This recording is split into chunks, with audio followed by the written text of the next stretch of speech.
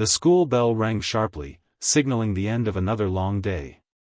The students flooded the hallways, talking in groups, heading towards their lockers, or pushing their way out to the parking lot. Among the sea of faces, David walked silently, as he always did. His backpack hung loosely over one shoulder, and his eyes were focused on the ground, lost in thought. David wasn't the loud, outgoing type. He wasn't part of any clique, nor did he care to be. He came from a humble background. His family had a farm just on the edge of town. Every day after school, David would help his father feed the animals or work the fields. He didn't mind the hard work, it gave him a sense of purpose. But what David wanted most was to finish school, go to college, and maybe find a way to make a difference in the world. He wasn't interested in riches or fame, just a life where he could make something of himself. Yet, today was different. David felt a growing unease as he walked through the hall.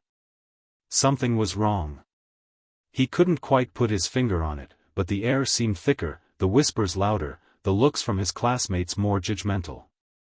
He didn't belong here, he realized. He never really did. The door to the principal's office loomed ahead, and David's heart skipped a beat. He'd been called in earlier, but it had been so sudden, so unexpected. He wasn't sure why he was being summoned, but he couldn't shake the feeling that something serious was about to happen. He pushed open the door and stepped inside. The principal's office felt colder than usual, the air heavy with tension. Mr. Daniels, the principal, sat behind his large mahogany desk, his hands folded in front of him. His expression was unreadable, his eyes fixed on a piece of paper in front of him. "David, come in," he said in a tone that sounded more like an order than a suggestion. David hesitated for a moment, unsure of what to do. The last time he had been in this office, it had been for a routine meeting about his grades. He wasn't in trouble. In fact, his grades were fine, better than fine. He wasn't one to cause problems at school. So why was he here now? He sat down across from the principal, his fingers gripping the edge of the chair. The silence stretched on, thick and uncomfortable. Finally, Mr. Daniels looked up, and David felt a shiver run down his spine. There was something in his eyes that David couldn't place, something cold, something distant. "David," Mr. Daniels began, his voice low and careful, "I've been reviewing your file." David nodded, confused. "Is there something wrong with my grades, sir?" "No," Mr. Daniels replied, shaking his head. "It's not about your grades." David's brow furrowed. Then what was it about? The unease in his chest grew stronger. "Then, what's this about, Mr. Daniels?" The principal sighed, leaning back in his chair. His fingers drummed on the desk, a nervous habit that David hadn't noticed before. "David," he said slowly, "you've been expelled from this school." David froze. The words didn't register at first. He blinked, trying to make sense of what he had just heard. "Expelled? Expelled?" "No," David said, shaking his head. "That can't be right. I haven't done anything wrong. I haven't broken any rules." Mr. Daniels sighed again, his face hardening. "It's not about breaking rules, David. It's about something else." He paused. "You're not the kind of student we want here." David's stomach twisted. What did that even mean? He could feel his hands beginning to tremble. "I don't understand. What are you talking about?" The principal's eyes darkened. He glanced down at the paper in front of him, avoiding David's gaze. "You're not the kind of student that fits with the image we want to project at this school. It's a matter of reputation. I'm sorry, but this decision is final." David's heart hammered in his chest. Reputation? He felt like he was dreaming. This didn't make any sense. What had he done to deserve this? He had always been polite, respectful, and focused on his studies. There were no issues with his behavior, he didn't even get involved in drama. Yet here he was, being kicked out for reasons that made no sense. "I don't understand," David repeated, his voice shaking. "Why me?" The principal didn't answer immediately. Instead, he seemed to glance toward the door, as if waiting for something, or someone. There was a tension in the air, something David couldn't quite grasp. It was almost as if the situation had spiraled out of control, but Mr. Daniels didn't want to say more. Finally, he spoke. "It's not just my decision. There are other factors involved. You need to leave now, David. You're no longer welcome here." David felt a knot form in his throat. He stood up, feeling dizzy, his mind racing. He opened his mouth to argue, but no words came out. He couldn't make sense of it. He had been doing everything right, why was this happening? Before he could speak again, the door to the office opened. A man stepped inside, dressed sharply in a black suit. His sunglasses hid most of his face, but his presence was immediate, commanding, authoritative. He walked toward the desk without a word, handing Mr. Daniels an envelope. The principal took it with trembling hands, his expression pale. David watched in stunned silence as Mr. Daniels slowly opened the envelope. The man in the suit stood silently, his eyes never leaving David. There was a strange energy in the room, a feeling that things were unfolding in a way that no one could control. The principal's face turned even paler as he read whatever was inside the envelope. He looked up at David, his mouth moving as if to speak, but no sound came out. His lips were dry. He couldn't seem to find the words. David stood there, his mind racing. What was going on? Why was this happening? He had never seen this man before. Why was someone like him involved in his expulsion? David felt his head spin. It felt like a dream, like he was trapped in some nightmare that wouldn't end. And then the man in the suit spoke, his voice deep and calm, almost as if he was delivering an order.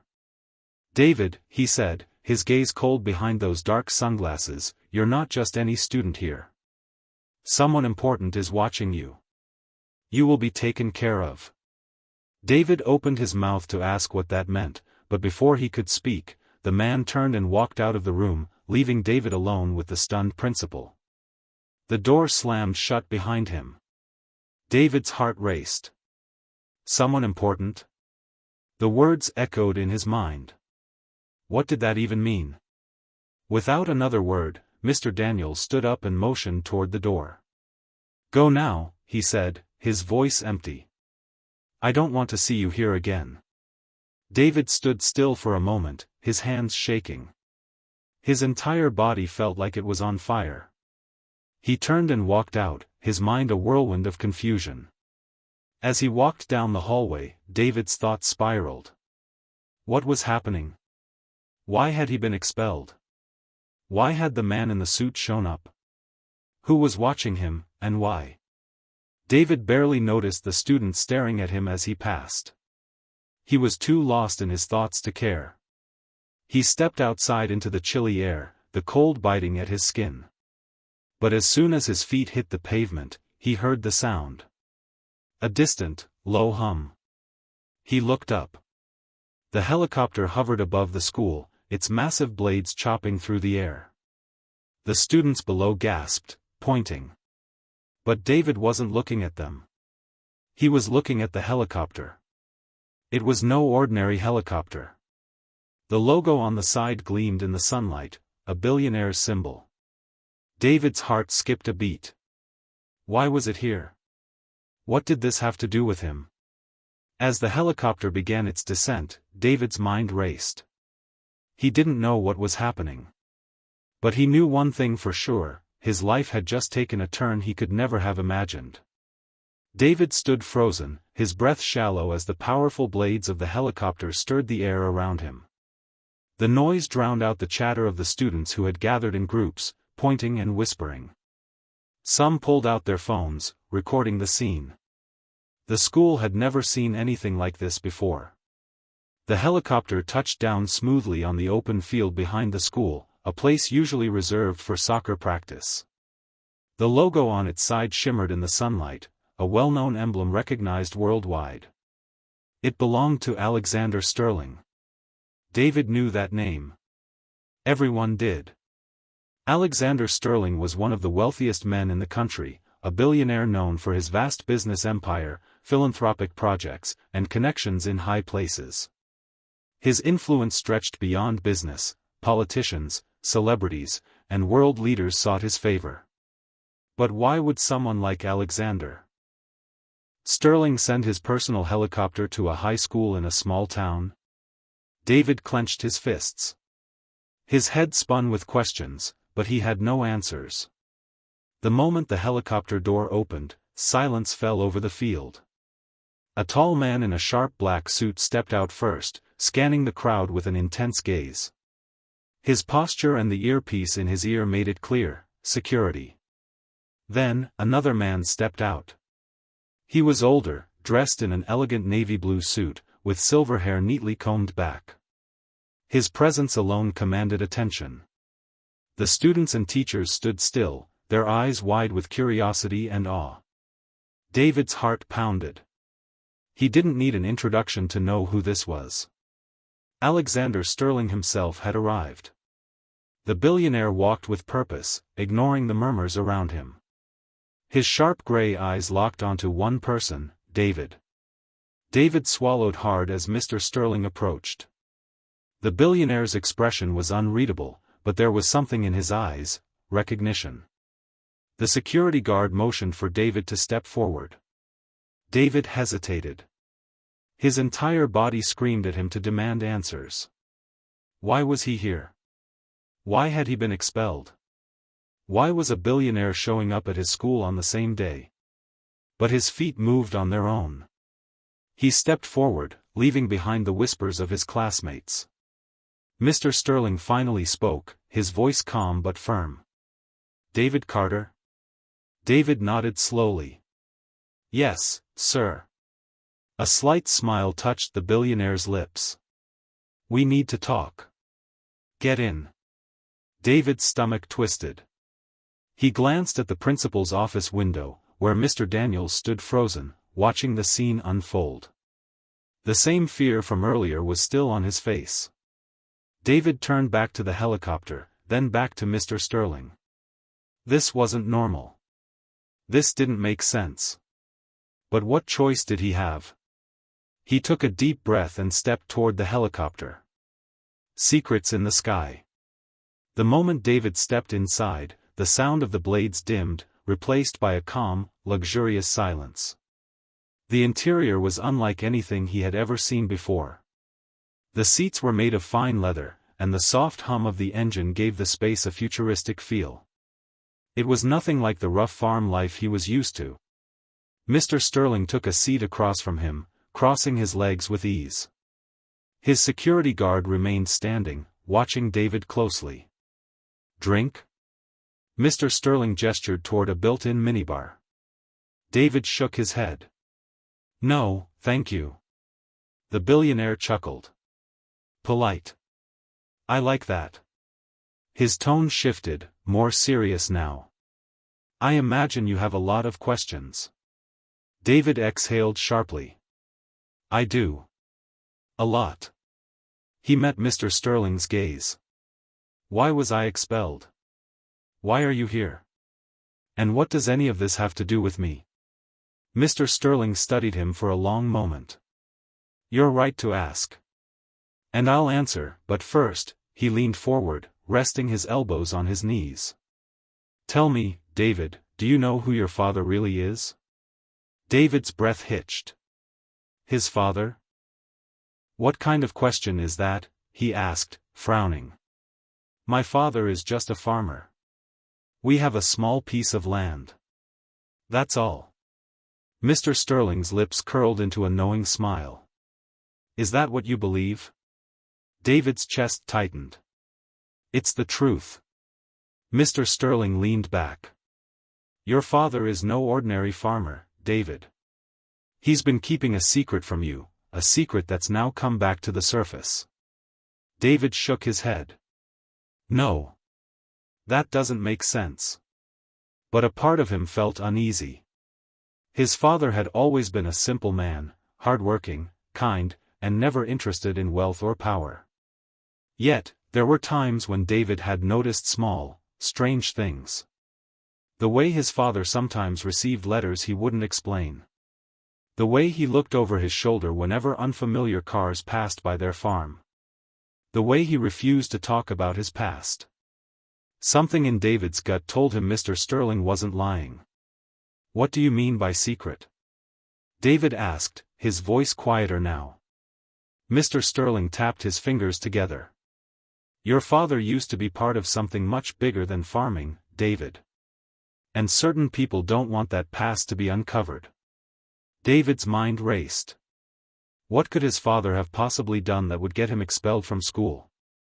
That would bring a billionaire to his doorstep? David clenched his fists. "Just tell me the truth." Mr. Sterling studied him again before nodding. "Your father was once connected to a powerful organization.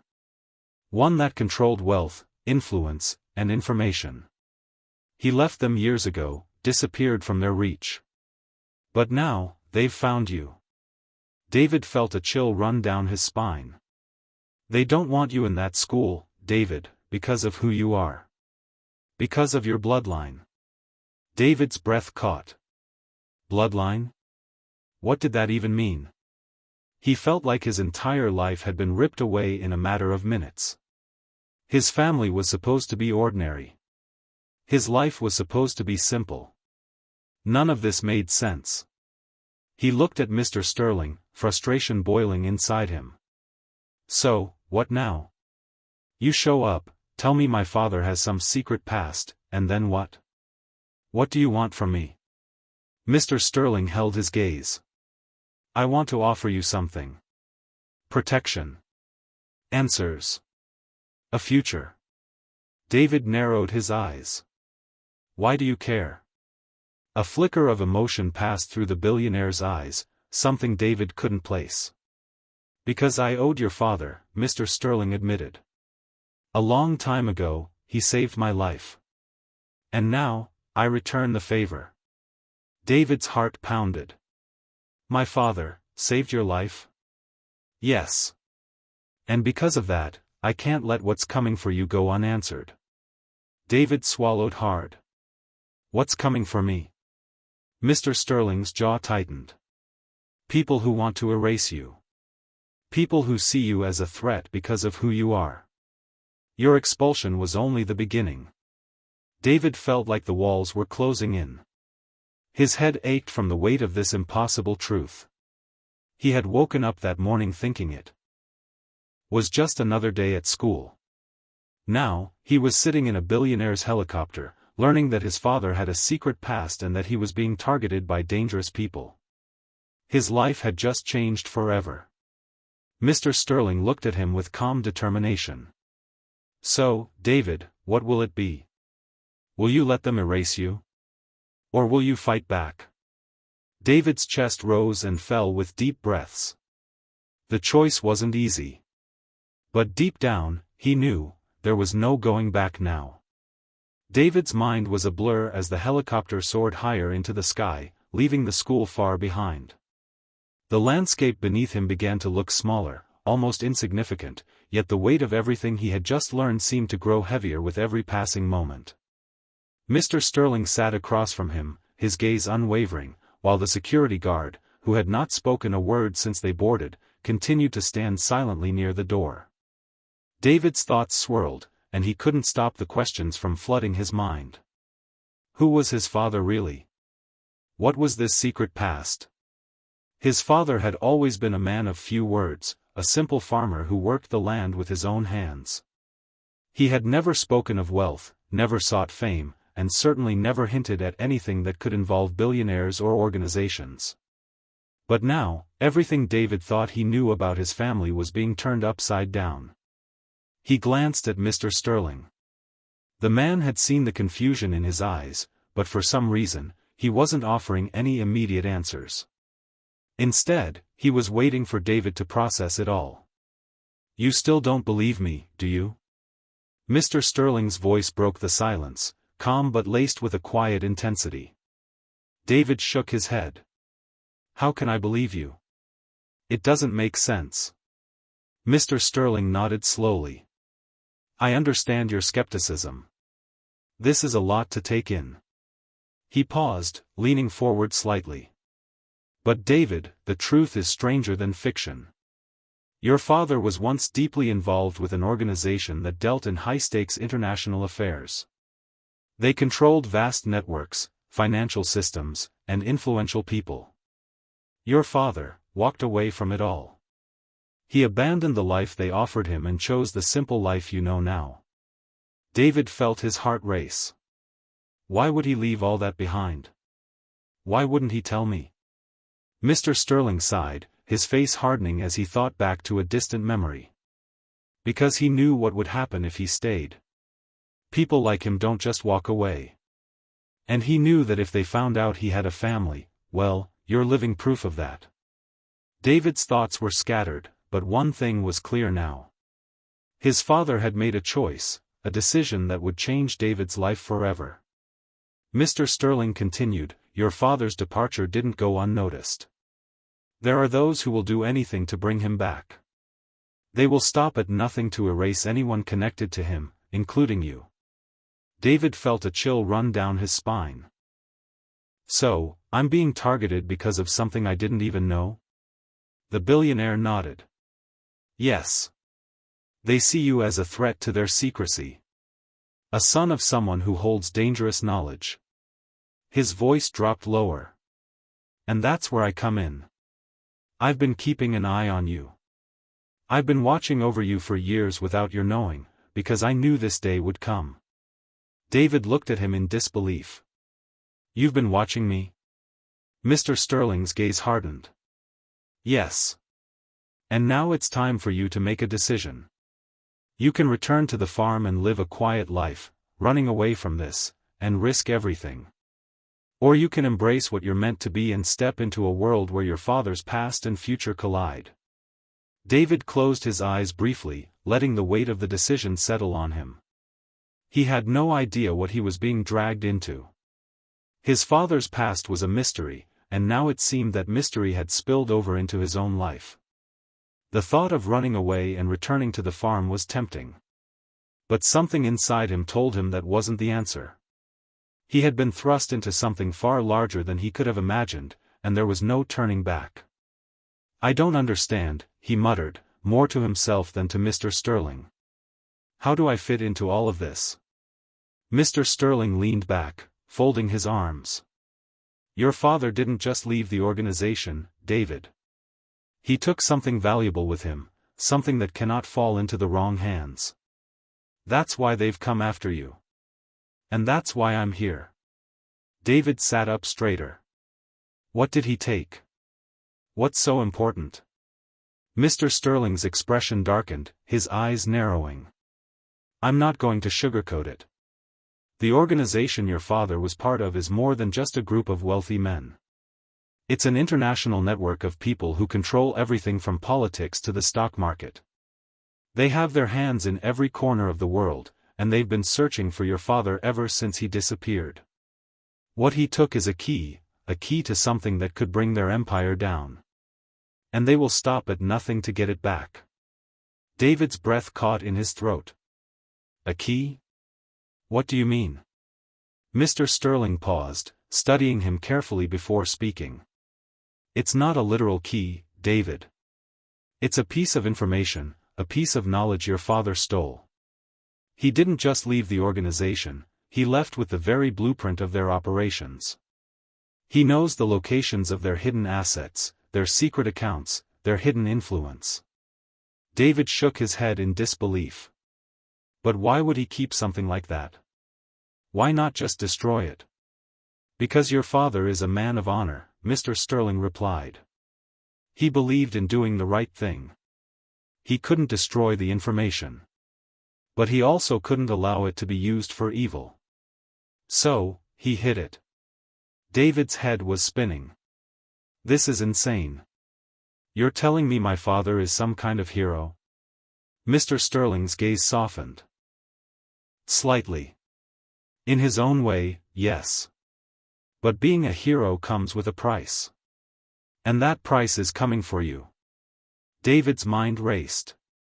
He was being dragged into a dangerous world, one he had no part in, no understanding of. But as Mr. Sterling spoke, a part of him felt like he was starting to understand. His father wasn't just a simple farmer. He wasn't the man David had always thought he was. There was something deeper, something hidden, something dangerous in their past. David looked at the billionaire. So, what do I do now? What happens next? Mr. Sterling studied him for a long moment. We have to move quickly. The people who want that information will stop at nothing. They've already made their move by getting you expelled from school, but they won't stop there. They will come after you. David's heart pounded in his chest. How do you know all of this? Mr. Sterling didn't answer immediately. He looked out the window of the helicopter, his eyes distant. Because I've been on the inside. I know how they think. And I've been watching them closely for years. But now, David, it's time for you to take your place. You have a role to play in this. David stared at him, not fully understanding. What role? You will have to choose, Mr. Sterling said softly. You can walk away from this life, ignore what your father left behind, and live in peace. Or you can stand with me, and together, we will bring them down. David's mind raced. He didn't want to be a part of some dark, dangerous world. But as he thought about it, a sense of destiny began to settle in his chest. His father had made his choice long ago. Now it was David's turn. What happens if I decide to stand with you? David asked, his voice steady despite the storm inside him. You'll be trained. You'll learn what it takes to survive in this world, Mr. Sterling replied. And together, we will make sure your father's past doesn't destroy your future. David nodded slowly. The weight of the decision was crushing, but he knew, deep down, there was no turning back. Where do we start? He asked, his voice more certain now. Mr. Sterling smiled. We start by getting you out of here. We have a lot of work to do. The helicopter descended rapidly, cutting through the cool morning air as the distant horizon seemed to stretch forever. The vast expanse of fields below was now just a blur, a distant memory of the life David had once known. As the helicopter landed smoothly in an isolated clearing surrounded by dense forest, David's mind was racing. He had just made the decision to step into an unknown world, a world where danger lurked in the shadows, and survival was far from guaranteed.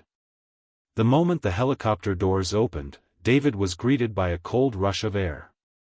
The trees stood like silent sentinels, tall and unmoving, their branches swaying gently in the wind. He stepped out onto the soft grass, his boots sinking slightly into the damp earth beneath. He felt disoriented, the familiar hum of the helicopter's engine still ringing in his ears, but the sound was quickly swallowed by the deep silence of the forest around him. Follow me, Mr. Sterling's voice cut through the stillness. The billionaire was already walking ahead, his sharp, purposeful strides never wavering. The security guard, who had remained silent throughout the journey, followed closely behind, scanning the area with a keen eye. David stood frozen for a moment, still trying to process the magnitude of what he had just agreed to. He had left everything behind, the life he knew, his school, his family's farm, only to be thrust into a world of secrets, danger, and power. The decision was not easy, but it felt as though there was no other path left for him. The more Mr. Sterling spoke about the organization hunting him, the more real it all became. David, you coming? Mr. Sterling called over his shoulder, not pausing for a second. David shook himself from his thoughts and hurried to catch up. He had no choice but to follow. There was no turning back now. As they walked deeper into the woods, the path narrowed, the trees closing in on all sides. David could hear the crunch of leaves and branches underfoot, a stark contrast to the silent, calculated movements of Mr. Sterling and his security team. The air smelled damp, earthy, as if the forest itself was watching them, waiting. After what felt like an eternity, they arrived at a secluded compound hidden deep within the forest. The structure, although modest in size, was a fortress in every sense of the word. The walls were made of reinforced concrete, and a series of security cameras lined the perimeter. The high gates were guarded by more security personnel, and several vehicles were parked in the lot. Mr. Sterling led the way inside, bypassing the heavy security without so much as a glance at the guards. They recognized him instantly, stepping aside without hesitation. "Welcome to my private estate," Mr. Sterling said as he walked down a narrow hallway, his voice echoing off the stone walls. "This is where you'll be staying, David. It's not a palace, but it will serve its purpose." David glanced around, taking in the surroundings. The interior was far less ostentatious than he had imagined for someone as wealthy as Mr. Sterling. The floors were made of polished wood, and the walls were adorned with simple, yet elegant paintings. The atmosphere was calm, almost serene, and for a brief moment, David wondered if he had made a mistake. Maybe he should have turned back. But when he looked up, Mr. Sterling was already ahead, walking with purpose, his demeanor calm and collected. "We'll get you settled in," Mr. Sterling said, glancing over his shoulder. "There's no time to waste. You need to start your training immediately." David's heart skipped a beat. Training? He had no idea what that meant, but the tone in Mr. Sterling's voice told him it was something serious. Whatever was coming for him, whatever was hidden in his father's past, he needed to be prepared. The world he had known was a far cry from the one he was about to enter. They arrived at a modest room, one of many in the compound. It was sparsely furnished, just a bed, a desk, and a small wardrobe. But there was something calming about its simplicity. It almost felt like a retreat, a place where David could escape from the chaos swirling around him. But he knew better than to believe in illusions. "You'll need to get some rest," Mr. Sterling said, his voice softer now. "Tomorrow, we begin. I've already arranged for you to meet with the people who'll be helping you prepare for what's to come." David nodded, though his mind was racing. He had so many questions, so many doubts, but he had no choice but to follow the path laid out before him. The moment he had agreed to stay, he had sealed his fate. The training begins. The next morning, David was awoken by the soft chime of an alarm, signaling the start of a new day. The room was bathed in the soft light of dawn, the pale sunlight filtering through the blinds. David sat up in bed, running a hand through his messy hair. His body ached from the long journey, but his mind was restless, filled with thoughts of the past few days, everything that had happened since the helicopter ride, since he'd been expelled from school. He had been thrust into a world of danger, secrecy, and intrigue, and there was no turning back. As he got dressed and prepared for the day, his mind kept returning to his father. What had he been involved in? Why had he kept so many secrets? And why hadn't he told David any of this? Was he protecting him, or was there more to the story than David could understand? He barely had time to gather his thoughts before there was a knock at the door. "Come in," he called, his voice rough from sleep. The door creaked open, and a young woman stepped inside. She was tall and athletic, with short brown hair and sharp green eyes. She wore a simple black training outfit, and her posture was rigid, professional. "You're David?" she asked, her tone matter-of-fact. He nodded, still trying to adjust to everything that was happening. "Yes." "Good," she said. "Mr. Sterling's arranged for you to begin your training today. I'll be your instructor. Follow me." Without waiting for a response, she turned and walked toward the door. David hesitated for a moment, then followed her out into the hallway. They walked in silence for a few minutes before reaching a large, open training room. It was stark and functional, filled with various equipment, weights, punching bags, mats, and targets. The room smelled faintly of sweat, but there was a certain energy in the air, a quiet intensity. Your training will focus on 3 areas, the woman said, turning to face him. Physical endurance, tactical awareness, and self-defense. The goal is simple: you need to be prepared for anything that comes your way. That includes combat, strategy, and survival. David nodded, his heart beginning to pound in his chest. He had no idea what he was getting himself into, but he knew one thing: he had to be ready. The woman handed him a pair of gloves and gestured toward a punching bag. Start with some basic punches. Get used to the weight and the movement. David hesitated, but then slid the gloves on, his hands fitting snugly inside. He walked up to the punching bag, his feet heavy on the floor, and threw a tentative punch. The bag swung slightly, and the impact echoed through the room. You'll need to be faster than that, the woman said, her eyes narrowing. Every punch counts. You're not just fighting for yourself anymore, David. You're fighting for your survival. The words hit him like a slap to the face. Survival. That was the reality now. He threw another punch, harder this time, feeling the tension in his arms, the strain in his muscles. With each punch, his mind cleared. For the first time in days, the noise inside his head quieted. All he could focus on was the bag, the rhythm of his fist striking it, the sweat beading on his forehead. The woman nodded in approval, though her expression remained stoic. Good. But this is just the beginning. You have a long way to go. David's body ached from the training. It was grueling, relentless. But with every session, every exercise, he began to feel stronger, more focused. He was learning quickly, adapting to the new reality that had been thrust upon him. As the days passed, the sense of uncertainty he had felt began to fade, replaced by a steely determination to face whatever lay ahead. But even as he grew stronger, the questions about his father's past continued to haunt him. The days blurred together as David trained relentlessly, pushing his body to the limits. What had begun as an unfamiliar, terrifying world now started to feel like a strange routine. Each morning began with an hour of physical training, cardio, strength exercises, and combat drills. Then, he'd move on to tactical awareness, learning to read maps, strategize under pressure, and assess his surroundings.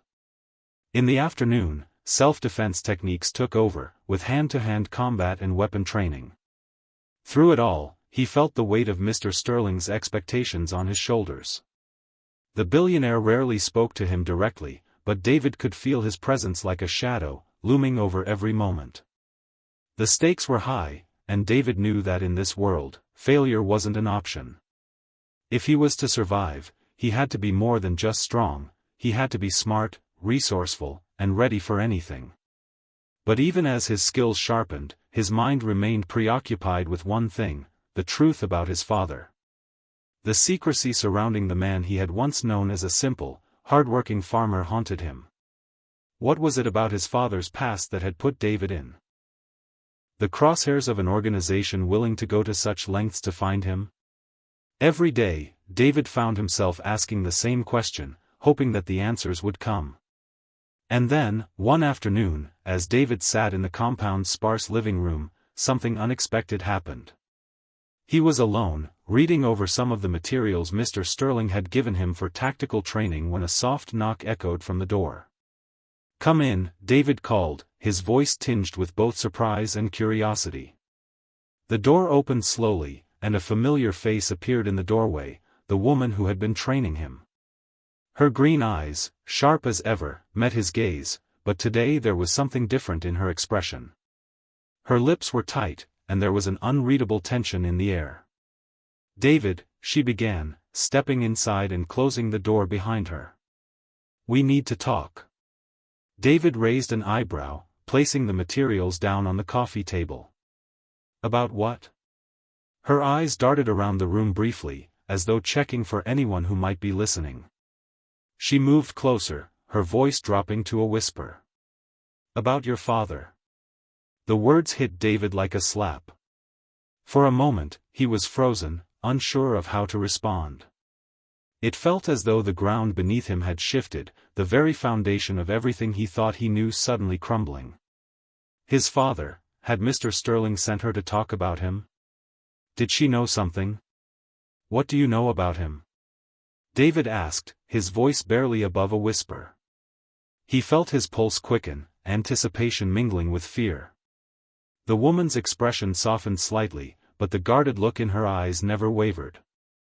I know more than you think. And I think it's time you understood what's really going on. She took a deep breath and sat down across from him. Your father wasn't just a farmer, David. He wasn't just a simple man trying to make a living. There's much more to him than that. And what you don't know could cost you your life. David's mind raced, trying to make sense of her words. What do you mean? I don't understand. She sighed, clearly weighing her words carefully. The organization hunting you, this isn't just some random group of criminals. They're part of a far-reaching network. A network that has its hands in things you can't even begin to comprehend. Your father, he was a part of that network, once. But he tried to walk away, and that's when things got complicated. And that's where you come in. David felt his chest tighten. His mind was reeling, the implications of her words crashing into him like a tidal wave. His father had been involved in something dangerous? And now he was caught up in it, too? But why me? David asked, trying to steady his breathing. Why is it all happening now? Why are they coming after me?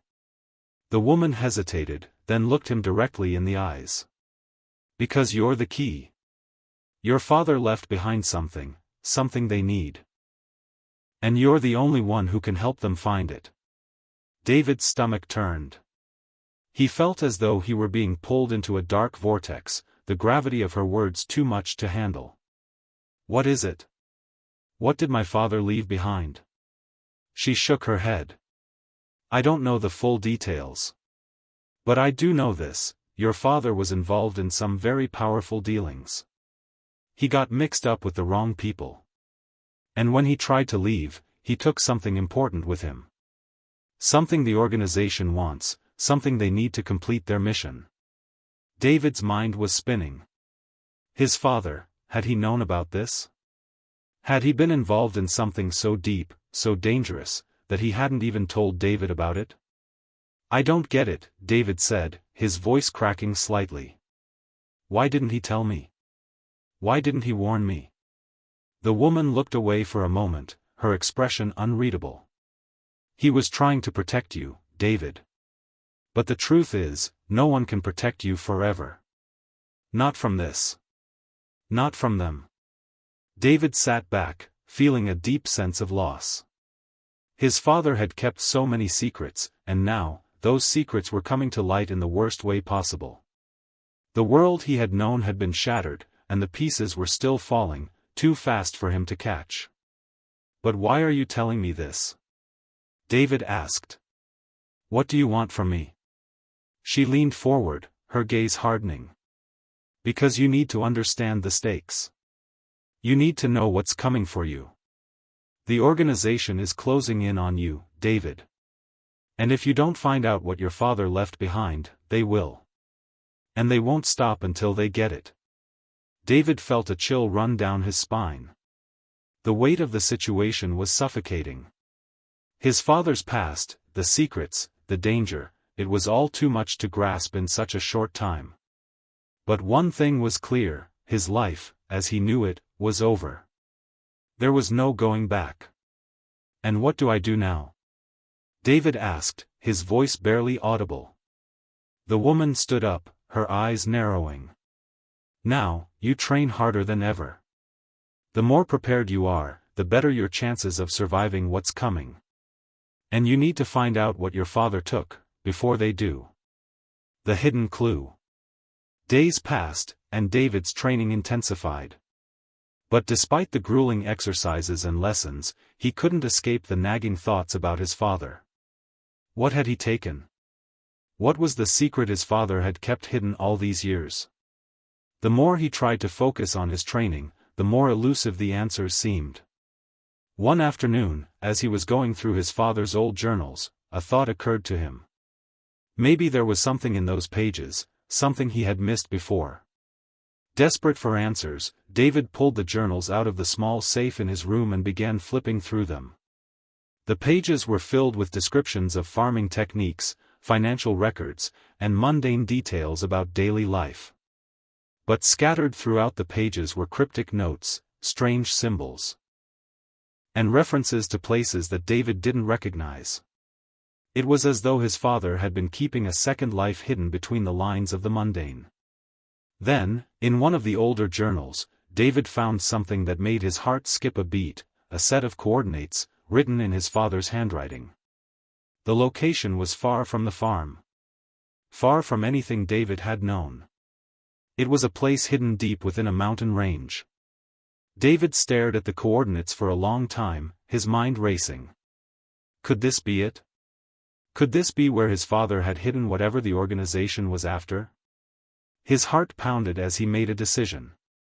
He would have to go there. He would have to follow the clues and uncover the truth, no matter where it led him. The helicopter ride to the remote location felt like the calm before the storm. David sat, strapped into the seat, the deep hum of the engine vibrating through his bones. The crisp mountain air rushed past the open door as they ascended higher, the landscape below shrinking into a patchwork of greens and browns. His thoughts were heavy, clouded by the enormity of what lay ahead. The coordinates from his father's journal had led him here, to a remote, rugged part of the mountainside, far from the safety of civilization. The helicopter, piloted by one of Mr. Sterling's men, had flown for nearly 2 hours, the vast wilderness swallowing them up in its stillness. David couldn't shake the feeling that the past was closing in on him, his father's secrets, the organization that hunted him, the future he was about to face. He had no clear idea what he would find once they landed, but there was one thing he was sure of: he couldn't back down now. The clues had led him here, and he was determined to uncover the truth, no matter what. The helicopter touched down on a small landing pad hidden among the trees. The sound of the blades slowing down was the only thing breaking the tense silence. David unbuckled his seatbelt and stepped out onto the cold, rocky ground. His breath came out in visible puffs, the chill of the mountain air biting at his skin. The pilot turned off the engine and stepped out of the helicopter, motioning for David to follow. He led him toward a narrow trail that cut through dense trees and craggy rocks. "Stay close," the pilot said, his voice low and serious. David nodded and followed, his eyes scanning the surroundings. The trees were thick, their trunks twisted and ancient. The path was narrow, winding between the jagged rocks, but there was something deliberate about the way it led, as though it was meant to guide him to a specific place. After what felt like an eternity of walking, they came to a clearing, and David's breath caught in his throat. Before him stood a stone structure, half buried in the earth, moss and ivy growing over its weathered surface. It was as though it had been hidden from the world for centuries. The walls were lined with intricate carvings. Symbols David had never seen before. They were unlike anything he'd encountered, a mixture of ancient script and modern imagery. It was clear that this was no ordinary building. The pilot stepped forward, his expression unreadable. "This is it." David's pulse quickened. The weight of the moment hit him like a physical force. This was what his father had hidden, whatever it was that had been so important, so dangerous, that he had gone to great lengths to keep it hidden. The question was, what was it? Without a word, the pilot approached a massive stone door embedded in the side of the structure. It was adorned with more of the strange symbols, and as he reached out to touch the surface, the stone began to shift. The door creaked open slowly, revealing the darkness beyond. David hesitated for a moment.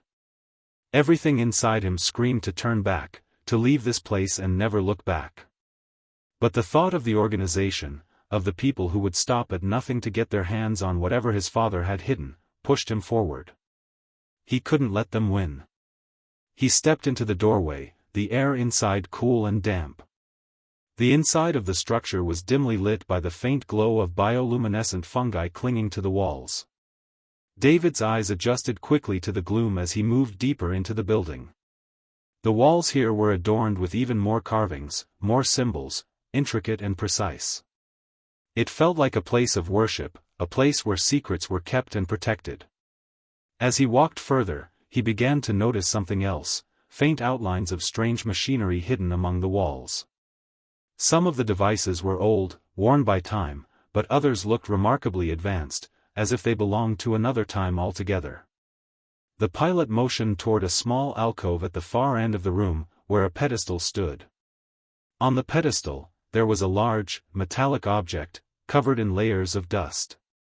It had a smooth surface, almost sleek, but there were still traces of the symbols David had seen throughout the structure etched into its surface.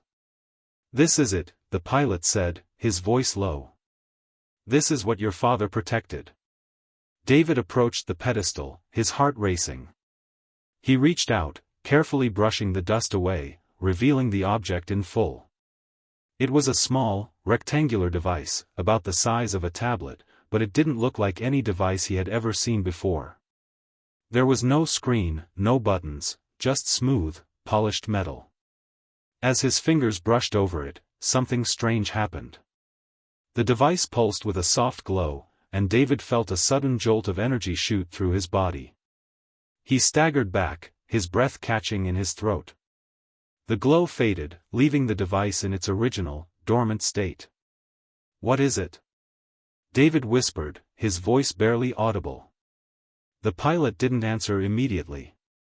He simply stepped closer to the pedestal, his eyes locked on the device. After a moment, he spoke, his voice filled with reverence. "It's a key. A key to something much bigger than you can imagine." David frowned, his confusion growing. "A key to what?" The pilot turned to him, his expression grim. "A key to an entire network, a secret organization that spans continents, an underground network of power, control, and manipulation. Your father was involved in it. He was part of their plan, their scheme.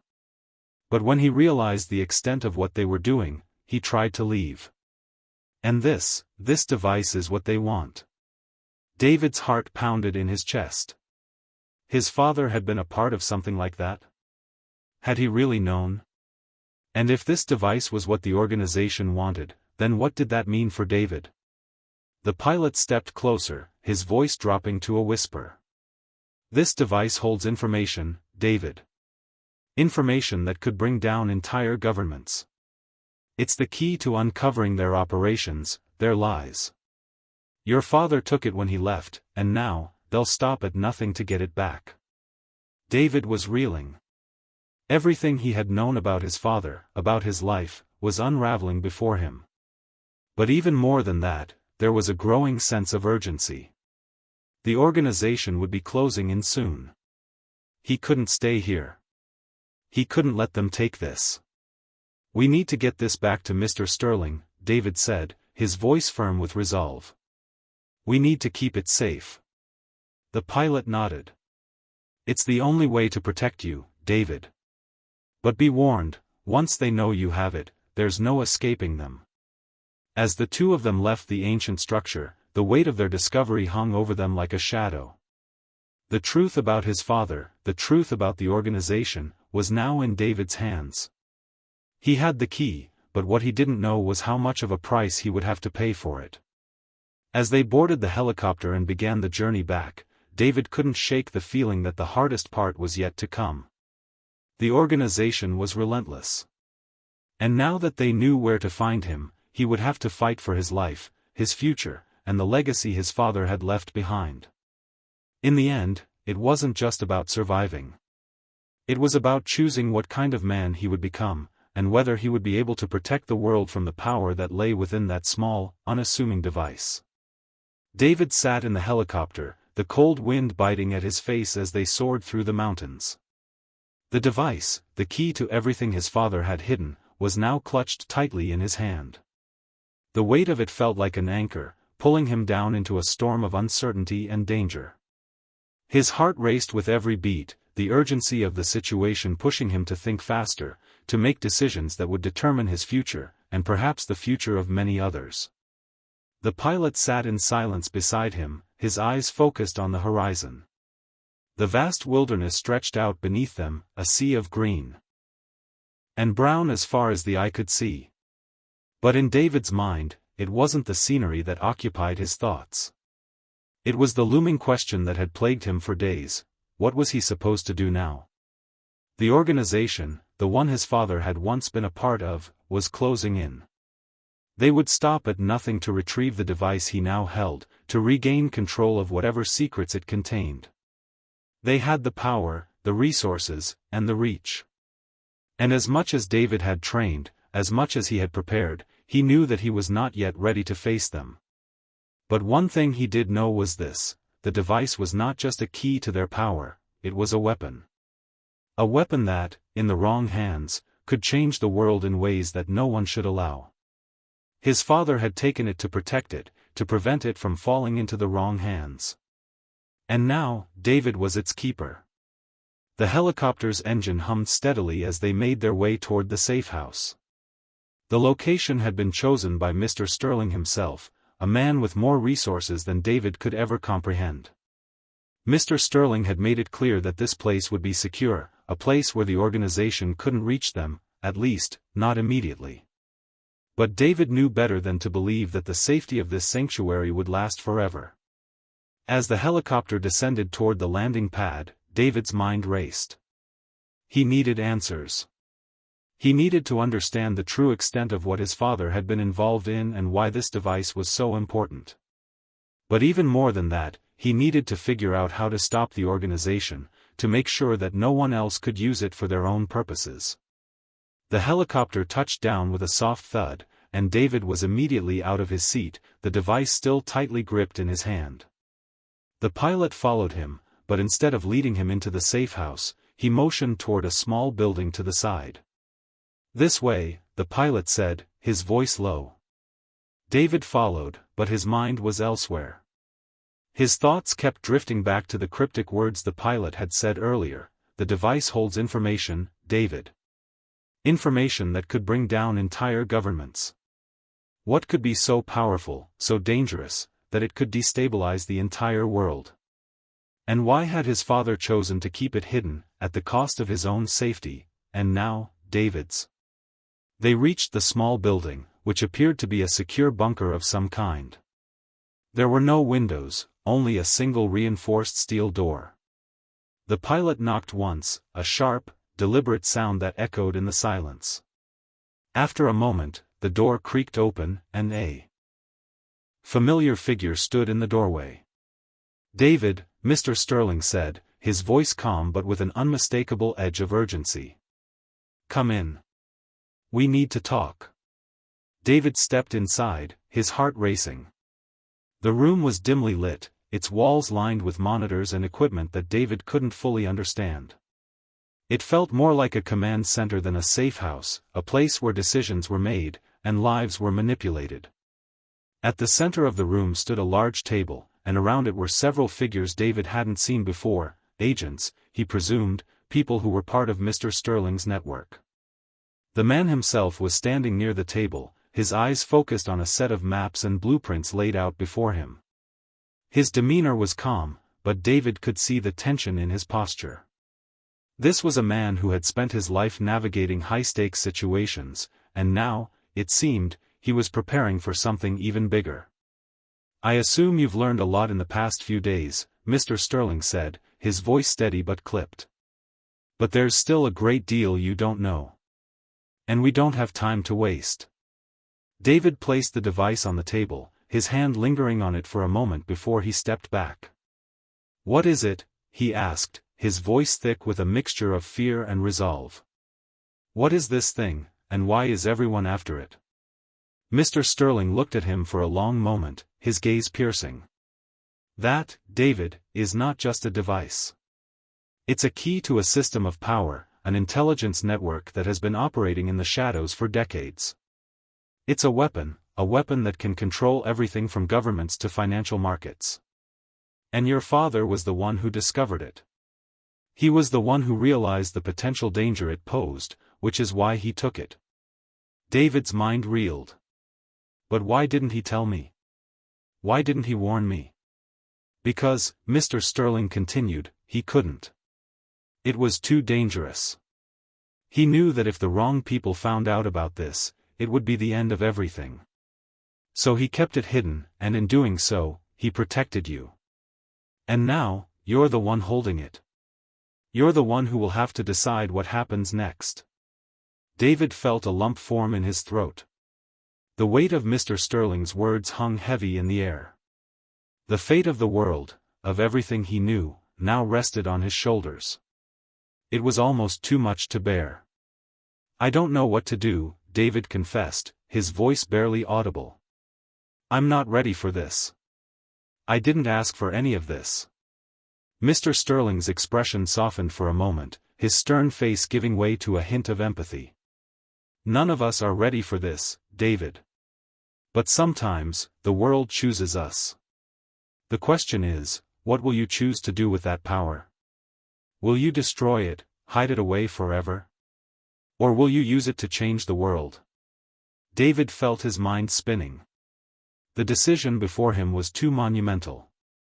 On one hand, the device could be used to destroy the power structures that had held the world in their grip for so long. It could level the playing field, give ordinary people a chance to live without the influence of unseen forces. But on the other hand, who was he to wield such power? Who was he to decide the fate of millions, if not billions, of people? Suddenly, the door to the room slammed open, and a burst of chaos erupted. David barely had time to react as armed figures stormed into the room, their weapons trained on everyone present. The organization had found them. They had arrived, and now the moment of reckoning had come. David's heart pounded as the agents moved swiftly, securing the room. He could see the fear in Mr. Sterling's eyes, the realization that they had been caught off guard. But David didn't have time to think. Instinct took over. He grabbed the device from the table, clutching it tightly in his hand, and turned to face the door. "You," one of the attackers shouted, pointing directly at David. "Hand over the device." David's pulse thundered in his ears. This was it. This was the moment he had been dreading. The organization had come for him, and there was no escaping them now. But he had a choice to make. He could hand over the device and hope they would spare him. Or he could fight, knowing that doing so would make him a target for the rest of his life. Without thinking, David made his decision. He turned and ran, bolting toward the back exit of the safe house. The sound of footsteps behind him echoed in the hall, but he didn't look back. He had no choice but to escape. The device was too dangerous, too powerful to fall into their hands. As he burst through the back door, he saw the vast expanse of the wilderness in front of him. The mountains loomed, dark and unyielding. But they were his only chance at survival. David didn't know what lay ahead, but one thing was certain: he couldn't go back. He was no longer just a man caught in a web of secrets. He was now part of a fight for the future. And he would do whatever it took to ensure that the power within the device would never fall into the wrong hands.